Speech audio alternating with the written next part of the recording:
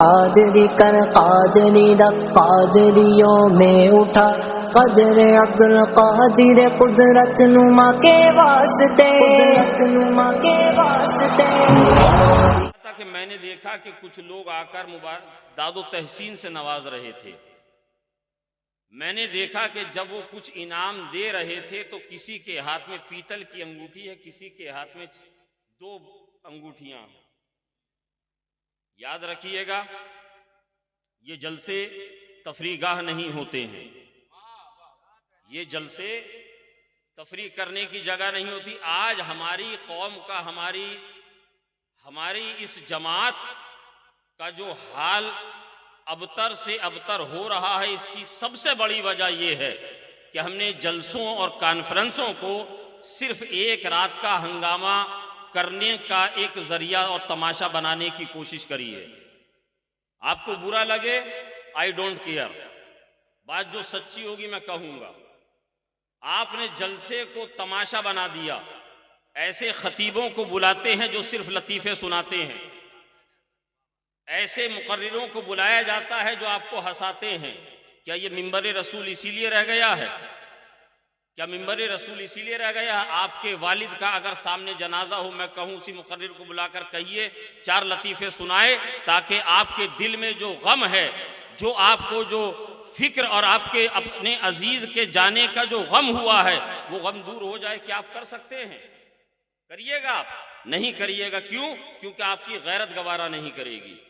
आपकी गैरत इस बात पर आमादा नहीं होगी कि हम ऐसे मोमेंट में, जहां हमारा अपना एक अजीज चला गया, जहां से प्यारा भाई चला गया, एक सायादार धनावर दरख्त की शक्ल में जो हमारा वालिद हमारे सरों पे साया फगन था, आज उसका साया उठ गया, हम उसके इंतकाल के इस जनाजे, इस मैयत के मौके पर ऐसे किसी खतीब को, ऐसे किसी मुकर्रिर को बुलाएं जो यहाँ पे आके नबी के बात कम करे, जो रसूल पाक सल्लल्लाहु ताला अलैहि वसल्लम के फरामीन को हमें ना सुनाकर बल्कि लतीफ़े सुनाकर हमें हंसाए।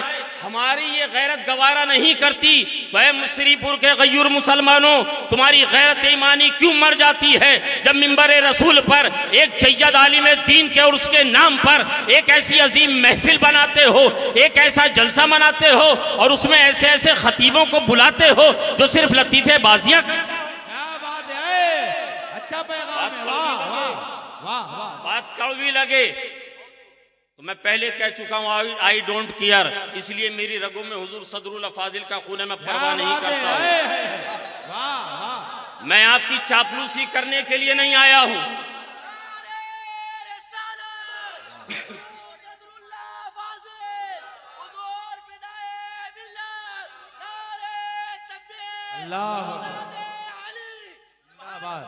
मैं आपकी दिलजोई के लिए नहीं आया हूं, आपसे दादो तहसीन लेने के लिए नहीं आया हूं, आपका लिफाफा और नजराना लेने के लिए नहीं आया हूं, ना यहाँ कुछ खाने के लिए आया हूं। अल्हम्दुलिल्लाह, अल्लाह ने मुझे बहुत कुछ अता किया है। जो भी है, नमक रोटी चटनी रोटी मैं घर में सुकून से खाता हूं। मैं दावतों का शौकीन भी नहीं हूं, न मेरे पास कोई एक ऐसा ग्रुप है जो ग्रुपबाजी करके हम जलसों और स्टेजों पर जाते हों। हमारे पास ऐसा कोई नहीं है जैसे आजकल ट्रेंड चल रहा है। क्या वजह है? एक आलिम दीन नाइब रसूल का काम सिर्फ यही है लतीफेबाजियां करे? आओ, अभी तुमने हजरत अली के किस्से सुने, हजरत अली की मनाकिब समात की। मैं उसी मौलाए कायनात शेर खुदा फातह खैबर दामादे हजरत रसूल पाक सल्लल्लाहु ताला अलैहि वसल्लम हजरत फातिमा ज़हरा रदी अल्लाह ताला अन्हा के शौहर की एक रिवायत बयान करता हूँ। हजरत मौलाए कायनात फरमाते हैं, उठाइए नुज़हतुल बलागा को, पढ़िए हजरत मौलाए कायनात के अक़वाल को।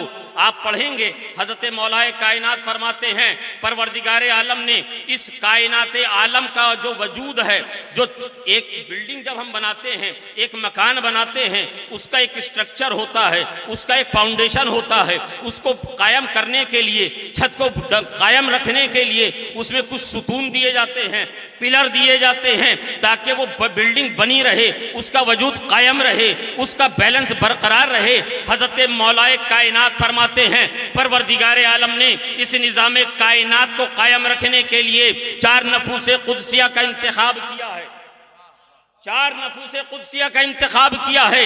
अर्ज किया गया है दामाद पैगंबर, ऐ बाबे इल्म आप बताइए तो सही वो 4 लोग कौन हैं, वो चार लोग कौन हैं जिन पे कायनात आलम का निज़ाम मुनहसिर है, जिन पे कायम है। हज़रत मौलाए कायनात जनाब फातिमा ज़हरा के शौहर हज़रत मौलाए कायनात अली करमल्लाहु तआला वजहुल करीम फरमाते हैं, सुनो सुनो अगर जानना चाहते हो सबसे पहले शख्स, पहली ज़ात जिसके ऊपर इस कायनात का निजाम कायम है, जिनके वजूद के जरिए इस कायनात का निजाम कायम है, हज़रत मौलाए कायनात फरमाते हैं वो है आलिम दीन बाअमल। कहिए सुभान अल्लाह। मैं लतीफा नहीं सुनाऊंगा, बात सीधी सीधी कम टू पॉइंट करूंगा। पहला कौन? आलिम दीन बाअमल। आजकल हमारे यहाँ मार्केट में बहुत तरह के आलिम हैं। एक ऐसे भी आलिम मिलेंगे जो सिर्फ नाम के आलिम हैं, अगर उनके किरदार को तलाशिएगा आप देखिएगा उनको चाय के होटलों पर खड़े होकर चाय की चुस्कियां ले रहे होंगे। बहुत सारे ऐसे हैं, चाय के होटल पर खड़े होकर, बस स्टैंड पे खड़े होकर पानी की बोतल लेकर खड़े होकर पी रहे होंगे। रेलवे स्टेशन पर से गुजर जाइए तो खड़े होकर पी रहे होंगे। अगर आप उनके और करीब हो जाइएगा वो कहीं इमाम होंगे, वो कहीं मुअज्जिन होंगे, वो कहीं मुदर्रिस होंगे, किसी न किसी मनसब पे फाइज होंगे। वो आलिम दीन समाज के लिए तो जरूर हैं, मगर उस इल्म दीन ने, उस दीन के इल्म ने उनको कोई फायदा नहीं पहुंचाया, उनकी कोई इस्लाह नहीं की। हजरत मौलाए कायनात से पूछा गया वो आलिम दीन कैसे होंगे, वो आलिम दीन कैसे होंगे? हजरत मौलाए कायनात फरमाते हैं वो आलिम दीन ऐसे होंगे जिनको देखने के बाद खुदा याद आ जाए। बोलिए सुभान अल्लाह। मेरे आका ऐसे ही आलिम दीन के बारे में इरशाद फरमाते हैं, आलिम दीन की शान ये है, आलिम दीन बाअमल की शान और मर्तबा ये है, वारिसीने अंबिया की शान ये और मर्तबा ये है कि आका फरमाते हैं जिस बस्ती से वो गुजर जाए अल्लाह तबारक व तआला उस बस्ती के कब्रिस्तान से 40 दिन के लिए अजाब उठा लेता है। बोलिए सुभान अल्लाह। 40 दिन अजाब उठा लेता है। फातिहा ना पढ़े, वो कब्रिस्तान जाकर हाथ उठाकर दुआ ना भी करे, सिर्फ वो उस बस्ती से एक मर्तबा गुजर जाए, अल्लाह तबारक व तआला उसके कदमों की बरकतों से, उसकी कदमों की बरकत से उस इलाके के, उस बस्ती और उस गांव के कब्रिस्तान पर से 40 दिन के लिए अजाब उठा लेता है। उसकी शान ये है। मेरे आका फरमाते हैं, मेरे आका इरशाद फरमाते हैं कि ये जो आलिम दीन होते हैं, ये जो आलिम दीन होते हैं ये अंबिया इकराम के वारिस होते हैं। कहिए सुभान अल्लाह। ये अंबिया के वारिस होते हैं। और अंबिया के वारिसीन की शान क्या है, इनके बारे में आका खुद इरशाद फरमाते हैं। मेरे आका इरशाद फरमाते हैं, मदनी ताजदार इरशाद फरमाते हैं आलिम दीन की मगफिरत के लिए मछलियां समंदरों के अंदर और चूटियां सुराखों के अंदर दुआए मगफिरत किया करती हैं। दुआए मगफिरत करती हैं, दुआए मगफिरत क्या करती हैं। ये कोई बाजारू आलिम दीन नहीं होते हैं, ये बाजारू मौलवी नहीं होते हैं, ये सिर्फ नाम के मौलवी नहीं होते हैं, बल्कि इनका वजूद ऐसा होता है ये जिस समाज में रहते हैं, ये जिस मुआशरे में रहते हैं, ये जिस सोसाइटी में रहते हैं, उस मुआशरे, उस समाज और उस सोसाइटी के लिए ये रहमत बन जाया करते हैं। रहमत बन जाया करता है इनका वजूद, सरापा वजूद इनका रहमत, सरापा रहमत बन जाया करता है। उनसे लोग फायदा उठाया करते हैं, उनसे इस्तिफादा हासिल किया करते हैं।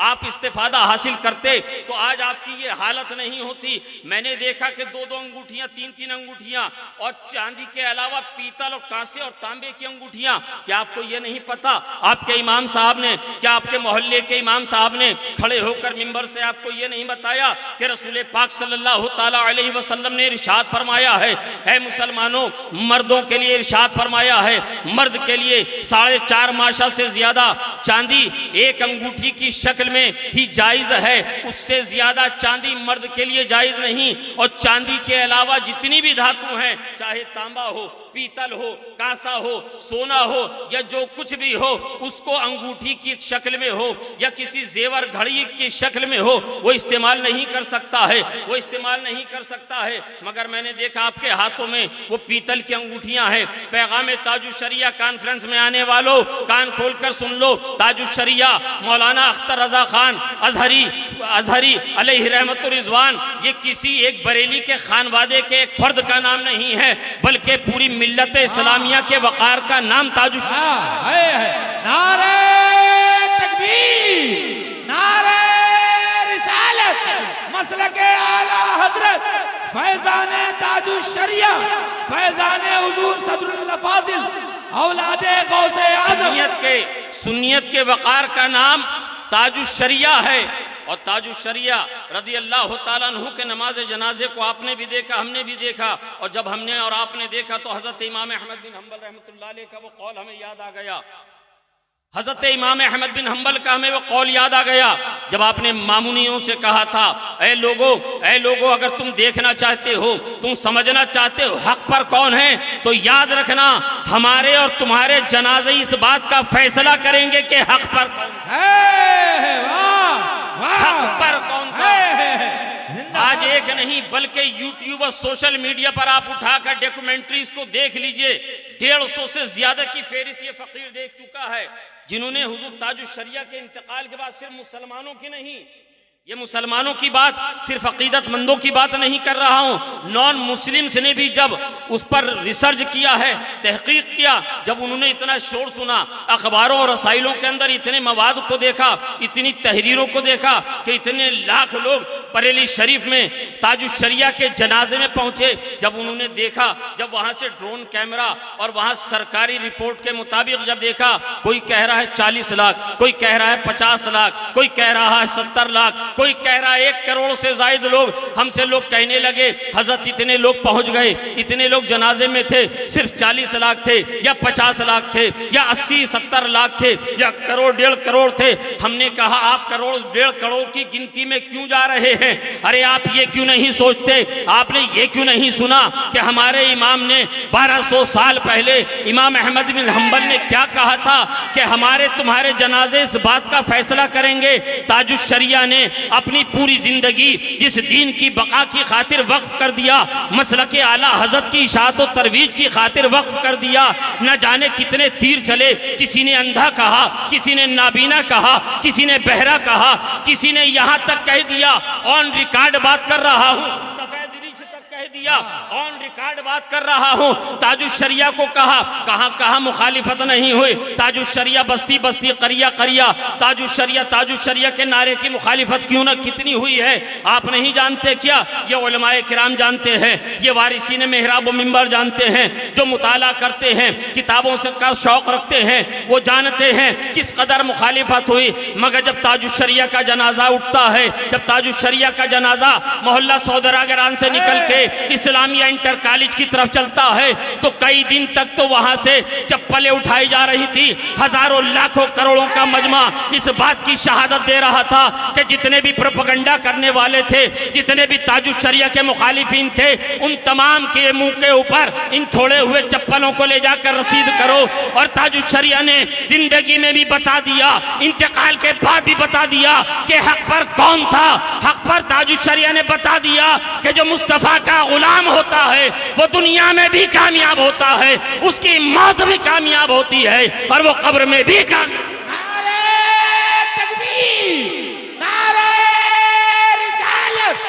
इश्क मोहब्बत बस्ती बस्ती करिया फैजाने ताजुश शरिया, फैजाने हुजूर सदरुल फाजिल। हजरत मौलाए कायनात क्या फरमाते हैं? अर्ज किया गया हुजूर वो दूसरा कौन